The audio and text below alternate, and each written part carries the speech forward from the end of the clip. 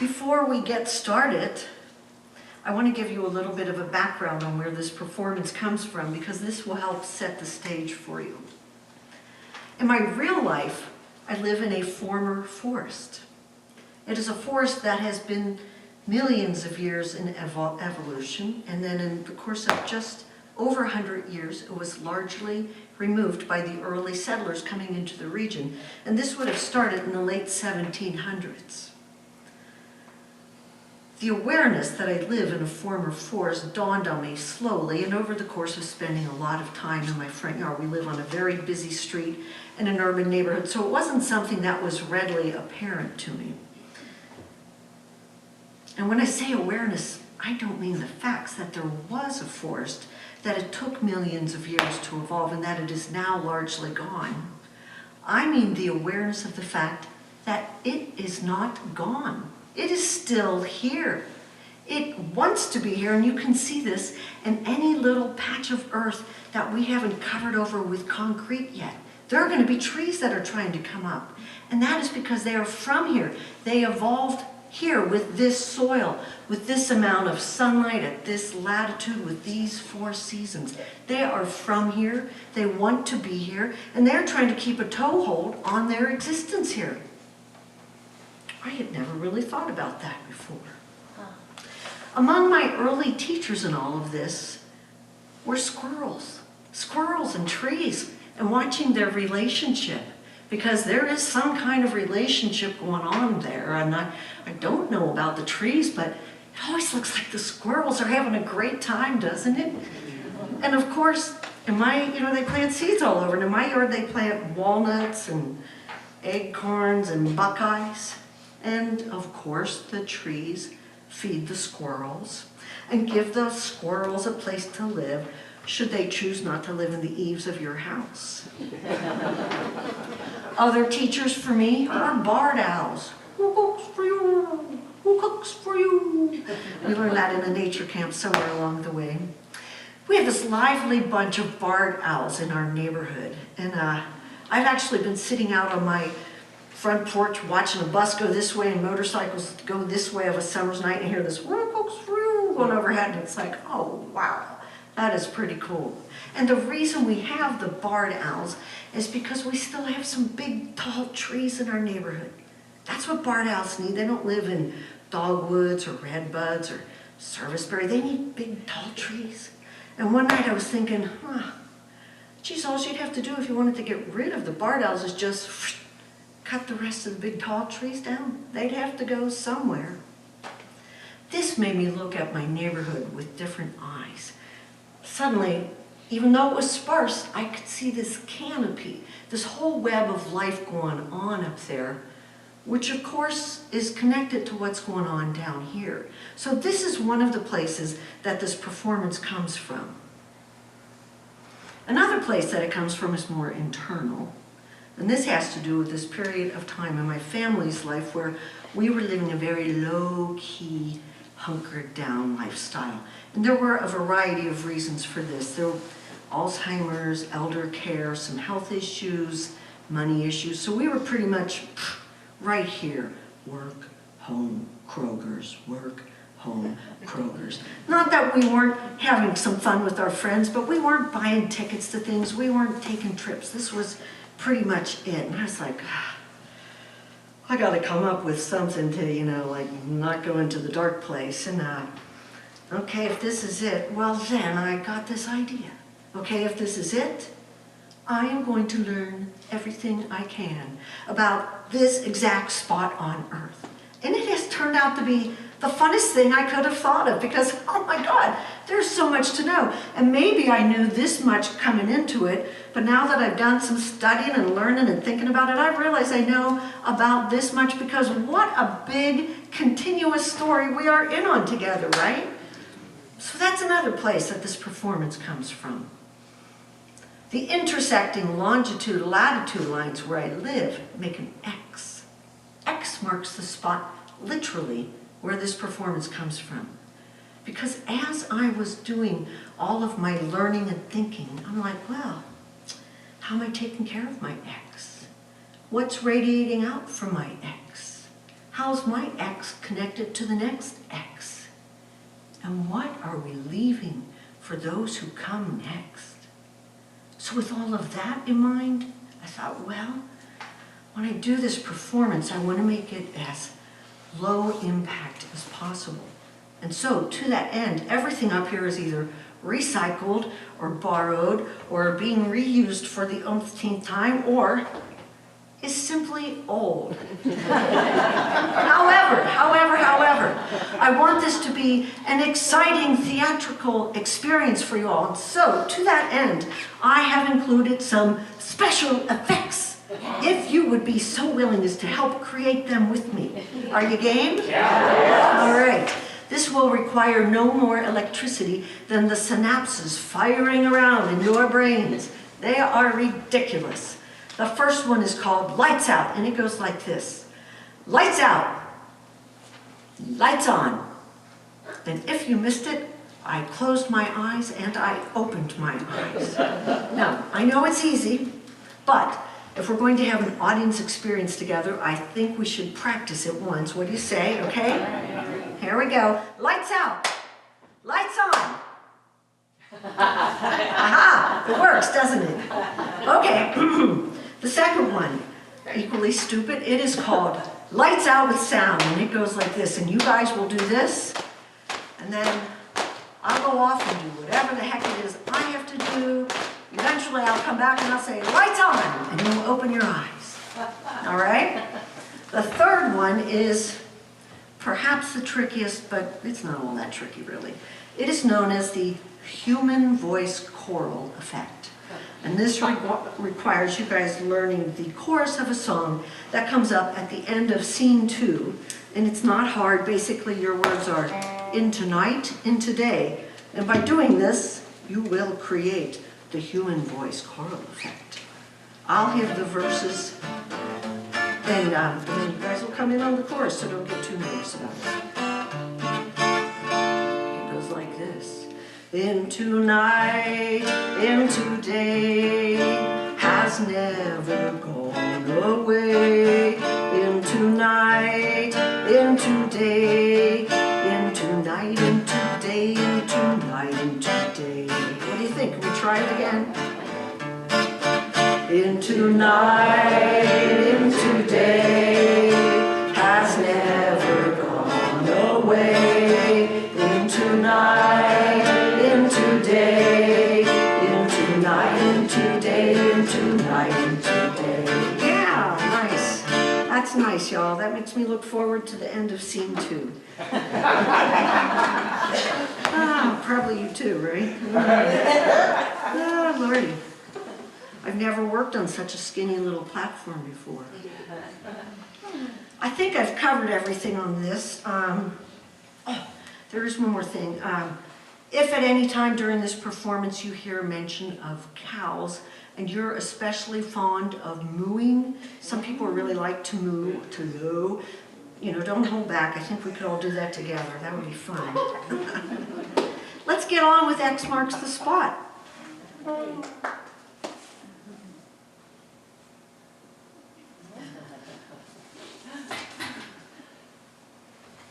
Lights out.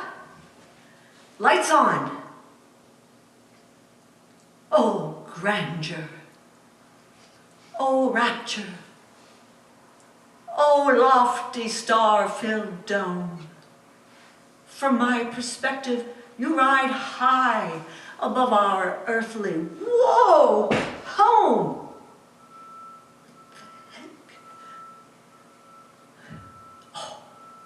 Oh, grandeur. Oh, rapture. Oh, lofty star-filled dome.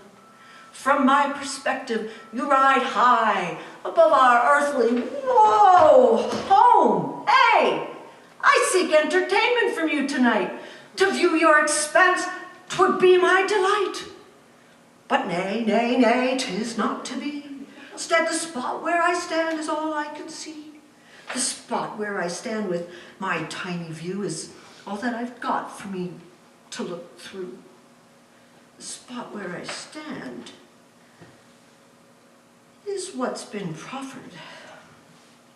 The spot where I stand I'll accept what's been offered. The concrete, the chain link, the cars, yes, it's true, have heretofore been the bulk of my view. But the more I honed in, the more I did see. The more I honed in, my scope, it did widen, and a story arose that had never been hiding. It's not that I cannot look to the stars, but my perspective's been altered by buses and cars and streetlights and wires and buildings so hard. And is the view really any better from my neighbor's yard? Ha! I have learned to see differently where I stand today, thus offering fodder for our little play. All my talk, highfalutin, and my great speechifying hath filled me with mirth, there can be no denying. But the smaller my view, the more I do see, and this is my offering to thee, thou, and thee. Thus ends my talk in this fanciful way. I will speak much more plainer the rest of the play. Lights out! Lights on. Step on a line, break your mother's spine. Step on a crack, break your mother's back. Step on a line. Did you have a rhyme like that when you were kids? It's not just a Cheviot thing. Is it not just one of the weirdest little rhymes ever? Like, what the heck is that about? And I can tell you that even unto this day, it has conditioned how I walk, because God forbid my brother should see my toes stepping on the line or a crack. But these days, I'm also just as inclined to want to stop and have a little look and see what's growing down there. Because chances are, there's something growing in that crack in the sidewalk. I'm gonna say y'all live near a sidewalk somewhere with a crack with something growing in it, right? Right. Well, what is it? How's it doing it? How did it get there? What impels it? And why am I talking about this? Because that crack in the sidewalk contains a story. It contains the history of our planet, no less. Dun, dun, dun, dun. Geology. The story of the creation of our minerals and elements is there in that concrete. Dun, dun, dun, dun. The soil, the living, breathing soil, that which feeds us, is there in the roots and growth of whatever that is, coming up through that crack in the sidewalk. Dun, dun, dun, dun. The atmosphere, the ongoing, interactive, ever-balancing atmospheric gases.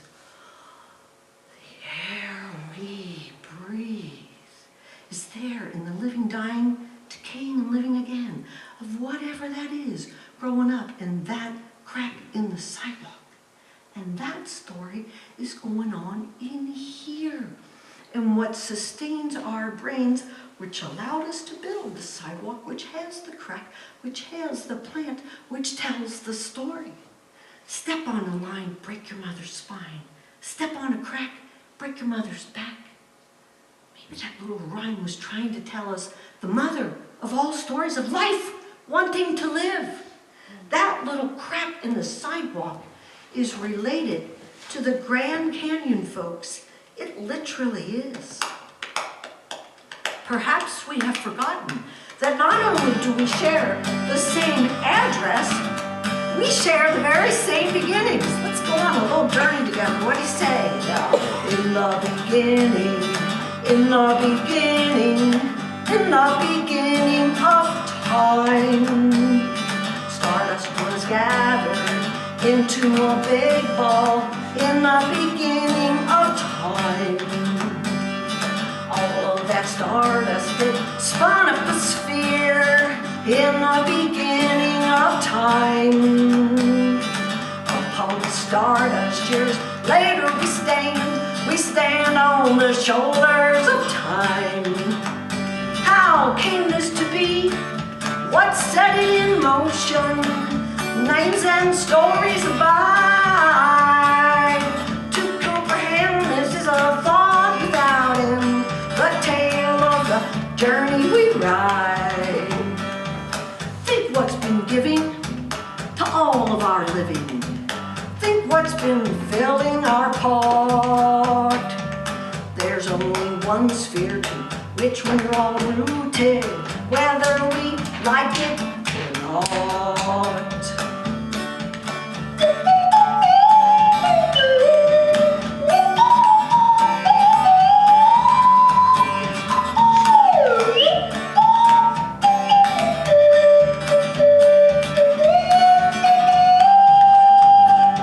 It's written in stone, it literally is, and in holy books all across all lands. Gratitude, well, all that is living, gratitude for what's at hand. X marks the spot for each of our footfalls. X's cross the span of all time. To comprehend this is a thought without end. We stand on the shoulders of time.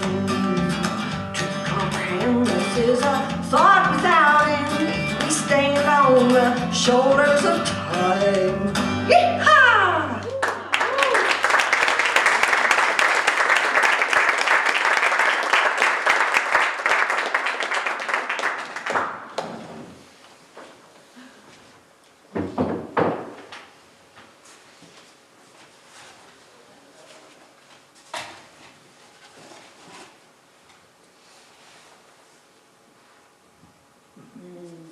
So, a couple of years ago, on the night of a vernal equinox, you know, when winter's turning into spring, I sat out in my backyard and I thought about those words. They're from Henry David Thoreau. I had learned that earlier in the week, earlier that week that it was going to be a full moon on this night. So I was like, oh, full moon, vernal equinox. I don't know what I thought that meant, but something, right? I'm going to sit outside and watch the sunset, watch the moon rise, and experience the vernal equinox. So I go out there, me and my little perspective. There's the chain link fence at the back of our yard, and over that are my neighbors' yards. And here's the garage and the driveway and the chain link fence, and over there's the empty apartment building. It's being rehabbed. Here's the wee fire I built for the night. Chain link fence, my neighbor's house, and right behind me is our house. Now, as it turned out, it had rained all day, so everything was wet. The concrete, the non-concrete, and as it turned out, there was this really intense cloud cover. So I did not see the sunset, and I did not see the moon rise, and I did not see the vernal equinox. Not that I would have seen that anyhow, but all three of these things were happening, whether I could see them or not, right? Just trying to paint the picture for you here. There was no hippy-dippy woo-woo magic. In many ways, you could describe this as a completely unnatural setting. And I have since come to learn that you could describe it this way. Longitude 39.835602, latitude negative 84.714302, conveyance number 130307642-DA41, parcel number 97694-83201, school district 001, tax district 0019, highway 274315, 150 by 50, township 3, fractional range 2, next to an empty 25-unit apartment building, and you can go on and on and on and on with the numbers. And I gotta tell you, I had never thought of it like that before, and I have since come to learn that that is how some people see it. So wow, here's to perspectives, right? It's wild to me. But to complete the picture for you, and this is important because this fueled much future thought for me. As I'm sitting there, on comes this obnoxiously bright light at the far back corner of the apartment building parking lot. There has not been electricity there in months. What the heck is going on over there? And it is shining down on a brand new portalette. A brand new portalette. You would have thought with all that light there would be a choir of heavenly angels. But no, it's just a light on a timer shining on a portalette. And that was my setting as our planet in alignment with the sun, being circled by the moon, continued its ancient, majestic turning from one season to the next. The ancients built monuments to this moment. And so have we. Well, I get to thinking about these ancients. How far back in time have people been observing equinoxes? And the answer is many years, many thousands and thousands of years. We know this from archaeological records and artifacts that they've left behind. They understood themselves in context of these intertwining cycles in a way that, I don't know about you guys, but I don't. I mean, I still have to go out and look at the moon and go, yeah, how's that work? So, it's just really, wow, it's a thing to think about. The intersecting longitude-latitude lines where I live make an X. X marks the spot where a man named Herman Zimmerman built his house. I live in the house that Herman Zimmerman built. When Herman Zimmerman built his house, he built it on a spot that has witnessed every sunset and sunrise since the beginning of time.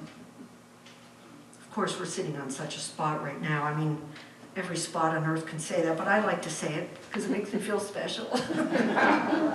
You gotta grab what you can, right? How far back in time have people been observing equinoxes or solstices or any of the cycles we see? Crop cycles, migratory cycles, rain cycles, moon cycles? The answer is many, many, many years. And those are just the cycles we see. All the while they're happening, there are these invisible, interactive cycles going on. Rock cycles and carbon cycles and nitrogen cycles and all these other cycles I've never heard of. They're all going on and they interact and they affect things and they affect us and maybe we affect them. How is it that little plant in the sidewalk keeps coming up? It's all part of the same spinning, cyclical life of this planet that lives and breathes us. And right off the bat, we were given the most elemental cycle of all, one that still shapes our habits and our days. Sunrises and sunsets. Only in the beginning, the earth had no mass. It was just a bunch of stardust and this and that and some early minerals and things I don't really know the names of. And it had no weight. It had no mass. And because of that, it was spinning super fast. It was spinning so fast that sunrises and sunsets were happening every 6 hours. Good day, good night, good day, good night, good day, good night. It would have been exhausting. Good day, good night, good day, good night. And it's been going on for a billion years, billions of years. Good day, good night, good day, good night. And we're in the middle of one right now. And this is the perfect time to sing about it in tonight, in today. Are you ready, guys?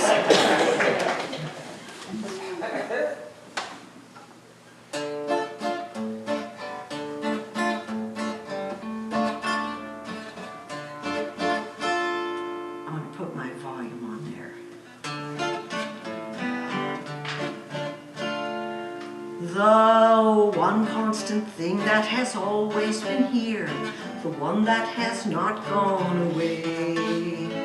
While all else has changed, the one constant thing is the turning from night into day. Eons and eras and epochs and ages and centuries and on down to years. While all else has changed, the one constant thing is the churning from night to day gears. Here we go. Into night, into day, has never gone away. Into night, into day, into night, into day, into night, into day. Yeah, y'all.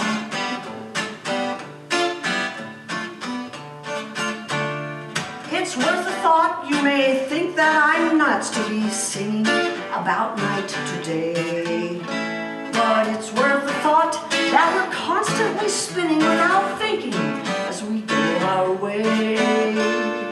Without intention, we do this together, no matter our point of view. But the sun's never setting, it's us turning away. It's a thing that we naturally do. Into night, into day, has never gone away. Into night, into day, into night, into day, into night, into day. Is there room to relax here? In recognition that each of us circles the same exact sun without any effort, in perfect balance, without our input. Stop and think about that for a second. Without our input, we spin as one. I know that was a cheesy rhyme. But what if just once in a while we went outside without our phones and turned ourselves to watch just once in a while as we turned away from the sun?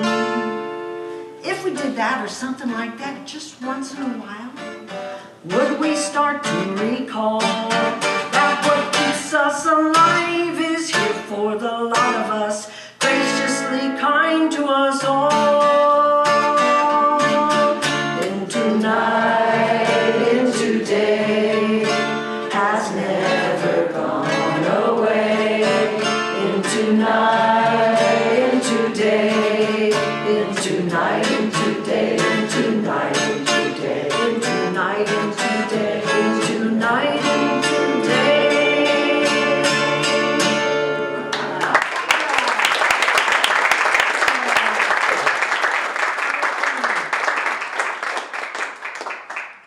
Lights out with sound.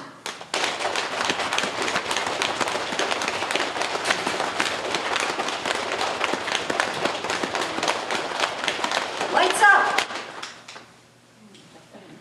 Herman Zimmerman's house is rock solid, though in fact it is made of brick. It has a tile roof that has been there since its beginning. The brick and the clay come from long ago oceans and lakes that came and went and came and went. In many ways, you could say Herman Zimmerman's house is millions of years old.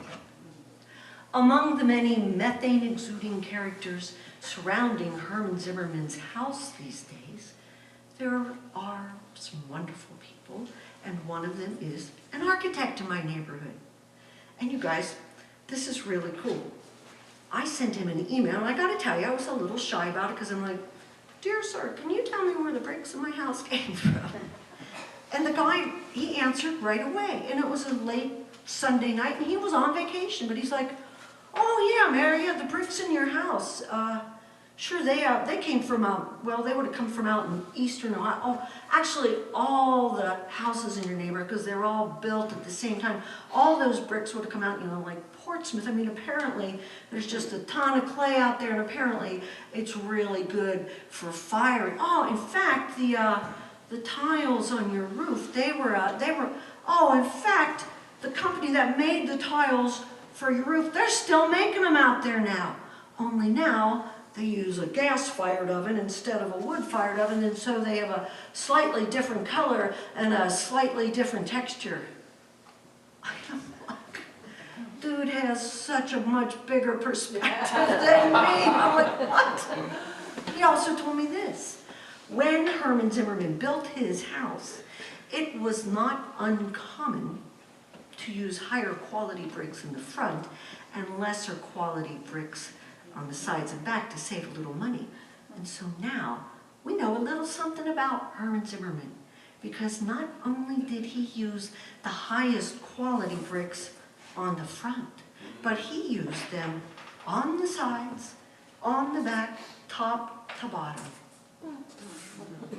When Herman Zimmerman built his house, the busy street / state highway / speedway that we now live on was a crushed rock road. Before that, it was a dirt road. Before that, it was a footpath through the now largely missing ancient forest, worn by the footfalls of the now largely missing First Peoples. And before that, it was covered in glaciers. And before that, it was covered in oceans. And before that, check this out, it was south of the equator. That's right, Herman Zimmerman's yard, aka my yard, was quite possibly oceanfront property. Although it could have been underwater property, we're not really sure. How came this to be? Because the continents are always moving. Everybody be still. Do you feel it? I don't either. How can that be happening and we don't feel it? Sheesh. That's a lot of water under the bridge. Throughout all of that time, and happening right here in this very room, there are invisible, self-regulating, harmoniously, continuously cycling cycles carrying on. And hence, we breathe. Have I ever stopped to thank the little creatures who came up with photosynthesis? Photosynthesis, whoa! How to turn sunlight into food and then emit oxygen far out, woo! I had never thought of that before. But I have digressed, haven't I? We were talking about Herman Zimmerman, weren't we? You would like to know more about Herman Zimmerman, right? Yeah, come on, I mean, why not? So, I forgot to teach you guys a special effect. This is known as the cheesy Greek chorus effect. And this requires y'all to be reading these signs out loud when I hold them up, thus adding to the lifeblood of this performance. Are you game? Yes. All right, let's do it. Herman Zimmerman built his house in 1926 for he and his wife, Teresa. How do I know that? Because one day, while me and my wife were sitting on the fine front porch that Herman Zimmerman built, looking out at the buses and the cars and the traffic and the buses and the plastic bags and the ambulances and the motorcycles and the cars and the skateboards and the buses and the butterflies and the birds and the buses and the cars, this guy on the sidewalk is yelling something up to us. Hey, what's that? What's that? Your grandfather built this house? We love this house. His grandfather was Herman Zimmerman. Then this guy on the sidewalk told us that his father grew up in this house and that his father loved this house. Then this guy on the sidewalk told us that his daughter worked at the same restaurant as me at one time. What? You worked with Herman Zimmerman's great-granddaughter? Yes, I did. Can you even believe that? Tell us more. About her, I don't think that would be appropriate. No, about him. Well, this guy on the sidewalk told us that his grandfather Herman had a piano in his dining room, aka our dining room. And so now we know a little something else about Herman Zimmerman, because not only did he like music, he didn't mind a crowded house.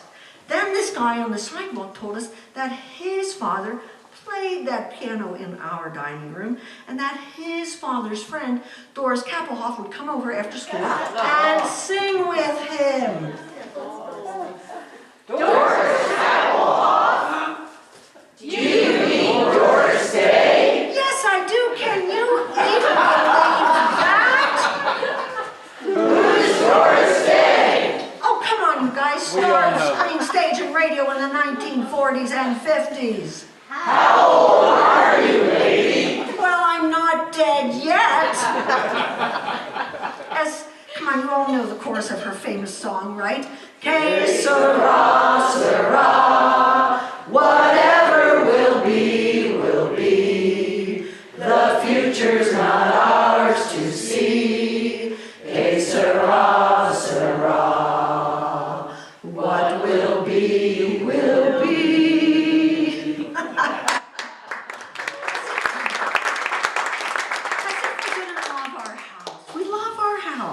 We love our neighborhood. We love the whimsical little 4th of July parade that goes right down our street. That was a crushed rock road. That was a dirt road.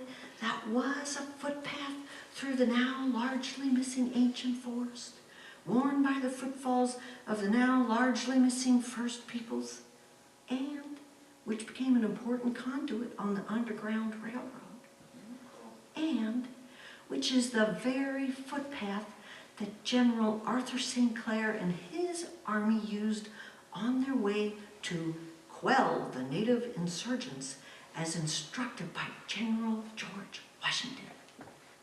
That's right. General Arthur St. Clair and his army were going to use the very footpath to quell the native insurgents, which begs the question, can you be native and insurgent at the same time? There's a plaque in my neighborhood that commemorates this, because they stopped in our neighborhood. It's like less than a half a mile away from my house. And that's really all it tells you. It doesn't give you any other facts. So I will. For instance, it doesn't tell you that when General Arthur St. Clair and his army were camped here, they were traveling with 1,000 head of cattle. That's right, 1,000 cows. Why were they traveling with 1,000 cows, you might ask? This was their primary food source. You could think of it as an early version of the Atkins diet, or an early version of carryout or takeaway. You know, it was pre-Uber Eats, pre-DoorDash, right? Well, I'm going to think that if there was an entire army and 1,000 cows camped right down the street from my house for 6 weeks, because that's the only fact that the plaque says, that they camped there for 6 weeks, I do not think they were just sitting there, right? I'm going to think there was some milling about going on. I'm going to think it's quite possible those cows, some of them like hopped onto that footpath through the now largely missing ancient forest, and I'm thinking it's quite possible they were up there in my future front yard, you know, just having a little cow time, hanging out. There were probably cow pies in my front yard. And I'm going to think the army guys they weren't going to let that happen, right? They're like, oh, we better go get the cows. Here, Bessie, it's almost lunchtime. And they're like up there, and they're in my front yard rustling up the cows, and they're all carrying on. And well, I'm going to think if there were army guys in my yard, they were probably taking a leak in my front yard, which is when we could have used the portalette. Yeah. There are facts.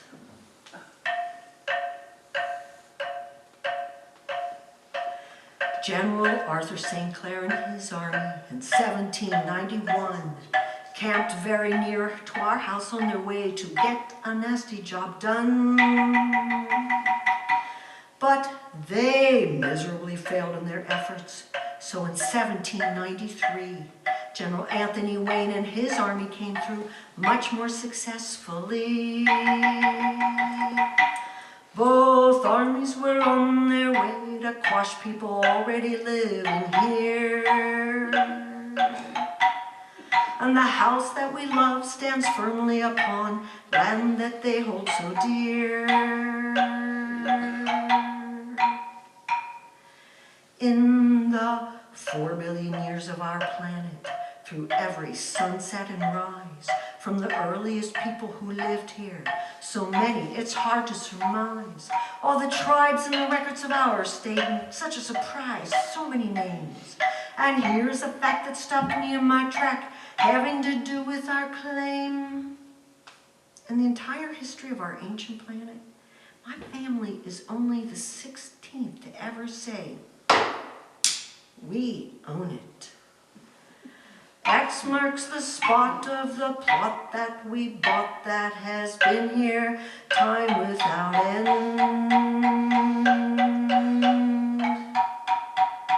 And those here before us had lived in this forest in kinship we can't comprehend.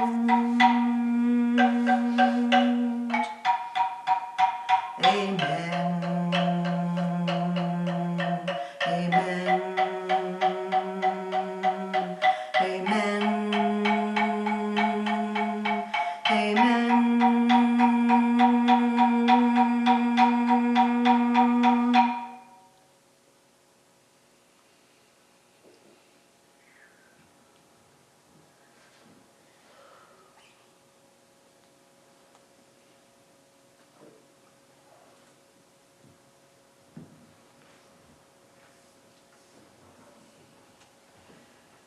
The intersecting longitude-latitude lines where I live make an X.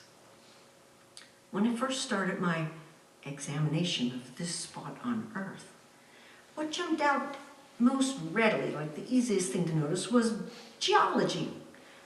What's this thing made of? What are we standing on?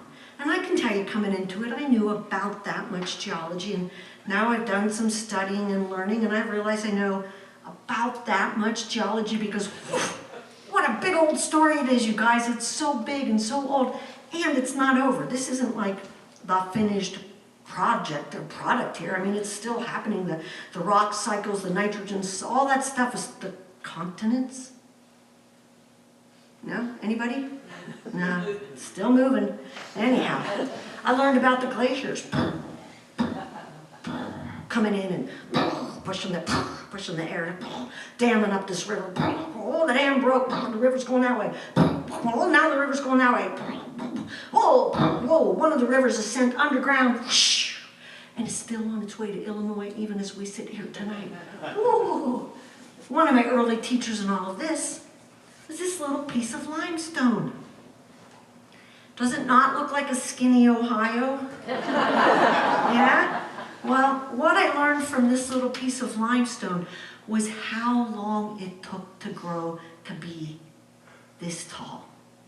To make this thickness of a piece of limestone represents 35,000 years of oceanic life. Living, dying, decaying, falling to the bottom of the ocean. Falling to the bottom of the ocean, falling to the bottom. 35,000 years. I've been using that thing as a doorstop in our garage. Oh my God, that is so old. I better take care of it.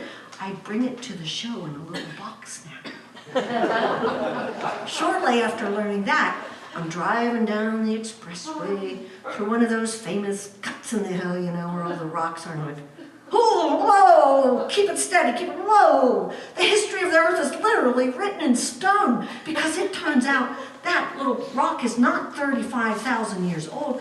It is from an ocean that was here over 400 million years ago. Bing, bing, bing, bing, bing, bing, bing. Brain synapses are firing. That is incomprehensibly old. It made me look at everything differently. It made me look at everything differently.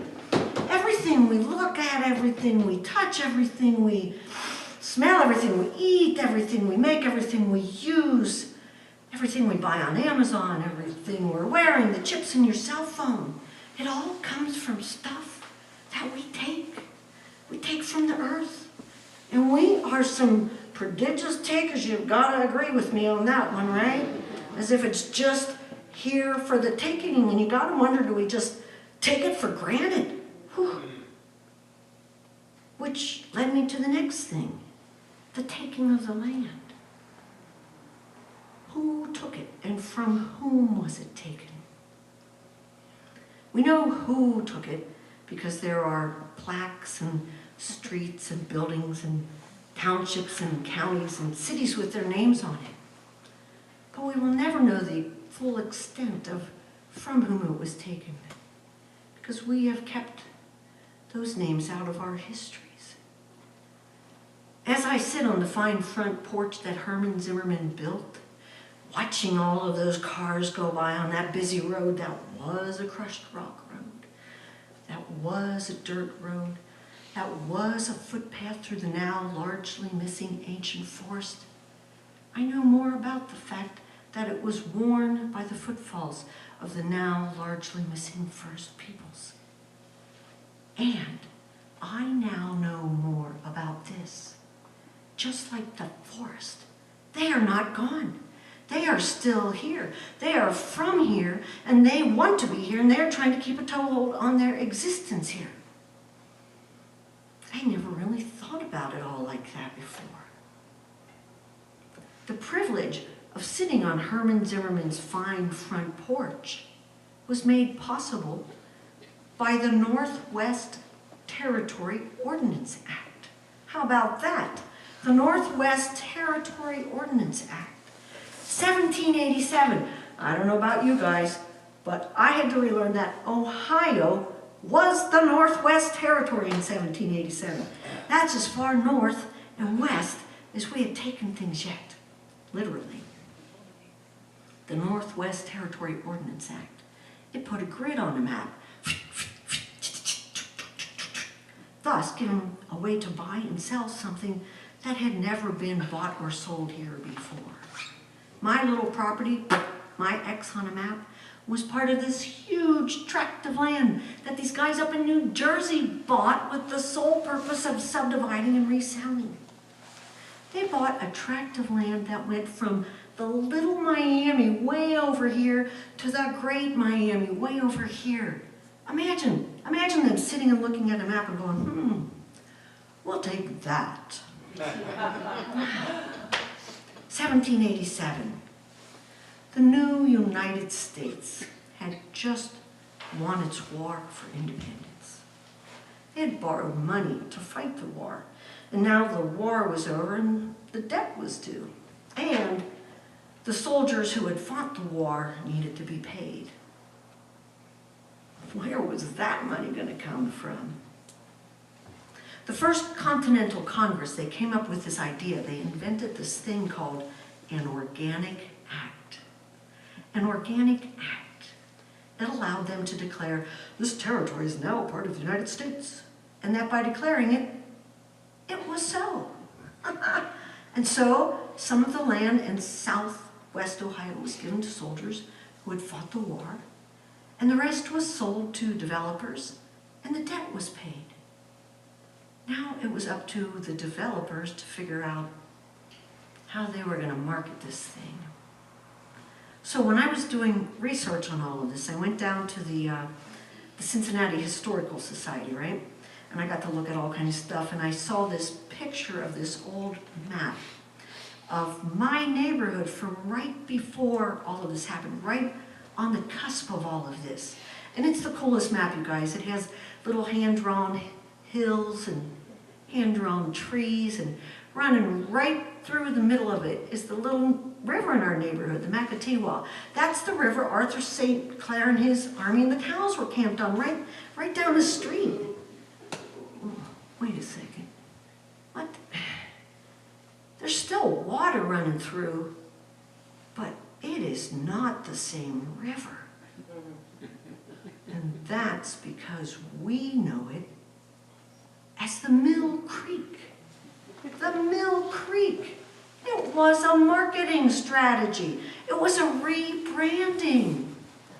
The guys up in New Jersey had to figure out a way to make this land down here attractive. Land that was completely covered in ancient forest and still occupied. How to make this land attractive to people over here. Mill, an English word, and a word with the potential for profitability. Within 10 years of the name change on the maps that they were handing out, there were mills along all 28 miles of the Mill Creek. I think that's a fabulously successful marketing campaign, right? This was pre-internet, pre-cell phone, pre-Xerox, pre-mimeograph. It's probably no wonder Procter & Gamble got their start on this very river. I had not realized that before Ohio was Ohio, land was being bought and sold. Before it was officially taken, land was being bought and sold. The eventual treaty that would get written, that would get broken, hadn't even been written yet when my little property was bought and sold. The Treaty of Greenville wasn't written until 1795. I just had never thought about myself in the context of living history like this, right? I mean, it's really something to learn. And I had not realized how quickly and how dramatically things changed once all of this went down. In the entire history of our ancient planet, the changes wrought by the Northwest Territory Ordinance Act represent a blip in time. But they were massive changes to the landscape, to the watershed, the near removal of the ancient forest, the removal of people, bear, beaver, bison, elk, fox, wolves, big cats. They all lived here. That's not just something that's out west. They lived here. It happened so fast, you guys. I'm going to make a timeline. By the early 1800s, way down here, there are already these journal entries where there's bad smells and floods and stories about tanneries taking the hides off and throwing the carcasses in, and blood from the slaughterhouses and sludge from the early manufacturing, the breweries and the mills. And then in the middle of the 1800s, the city of Cincinnati declared the Mill Creek as part of its first sewage disposal system. In 1904, the Mill Creek was declared the foulest waterway in the state of Ohio. And then throughout the 1900s, the words Mill Creek were synonymous with stench and filth. In the 1960s, the Army Corps of Engineers started to channelize the Mill Creek with concrete. And by the 1990s, there were sections of the Mill Creek that had no other life forms than bloodworms and leeches. It only took this long to transform the beautifully flowing Macatawa into the Mill Creek. But right here is where the story gets really good, you guys. It takes a turn. Because in the 1990s, a group of citizens got together and they're like, we've got to do something. And they formed the Mill Creek Restoration Project. And they made a mission statement. And they made a 50-year, they made a 50-year plan. We don't know these words. We are a people of the Instapot. They made a 50-year plan.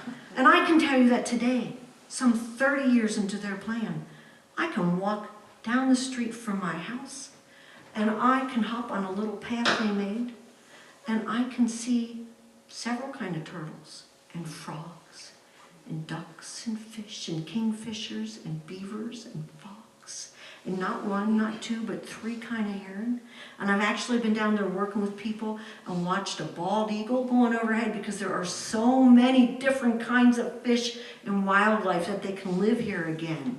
And I think this is a fantastic story, and I always just want to tell that story over and over again, you guys, because it was just some ordinary people who were like, We've got to do something. And these stories are going on all over, and I'm just wanting to spread that idea because it's very easy to be discouraged right now. So I love to tell that story. Last spring, we were awoken by the barred owls. There's all this business going on. We're like running. It's the middle of the night. We're looking front window, back. They make some pretty amazing noise. It was a hootenanny going on out there. Then, a couple of nights later, we're sitting out in the backyard. Now it's early spring. Some of the trees have leaves, but not all. It's like silhouette, you know. It's like, oh, what's that? Way down there in the neighbor's yard. It's close. 2 barred owls fly up into this giant hackberry tree at the far corner of the apartment building. And there, they proceed to make owl love with a bunch of movements and sounds, the likes of which I have never heard before, followed by a and we are gobsmacked. We cannot believe we got to see that. That was really cool. I'm kind of shy. I'll never look at that hackberry tree the same way.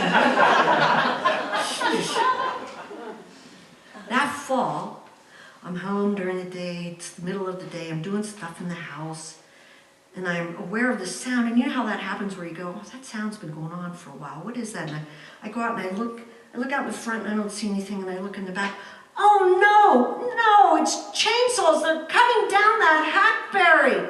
Lights out, lights on, it happens that fast. You don't just replace a big old tree for a parking space? Oh, whew. The intersecting longitude, latitude lines where I live make an X. How am I taking care of my X? What's radiating out from my X? How's my X connected to the next X? What are we leaving for those who come next? These are questions my X has taught me to ask.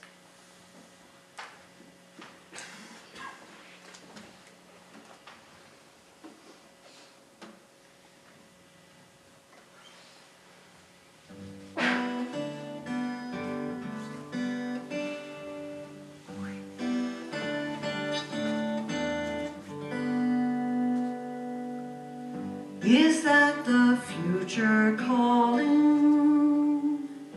It has our name on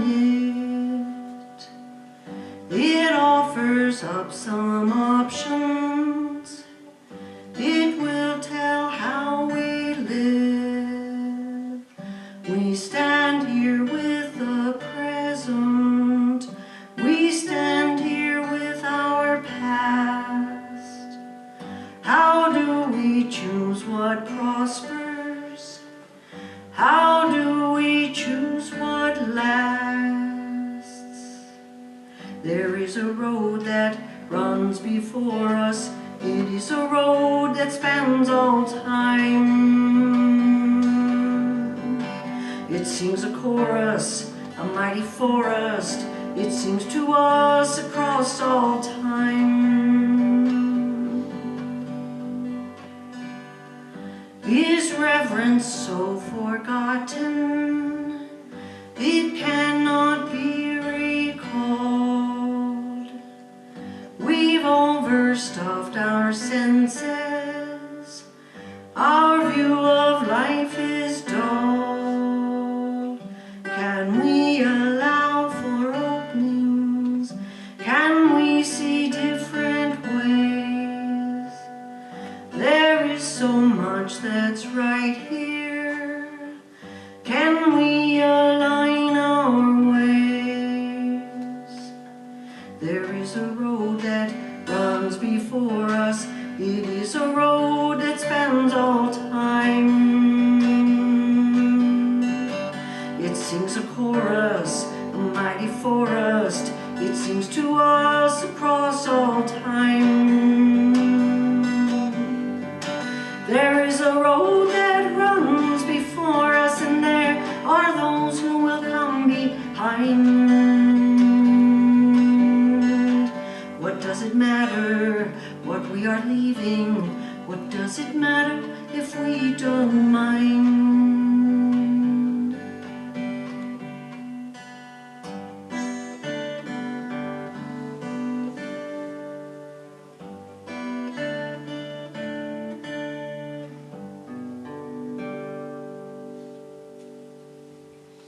Thank you.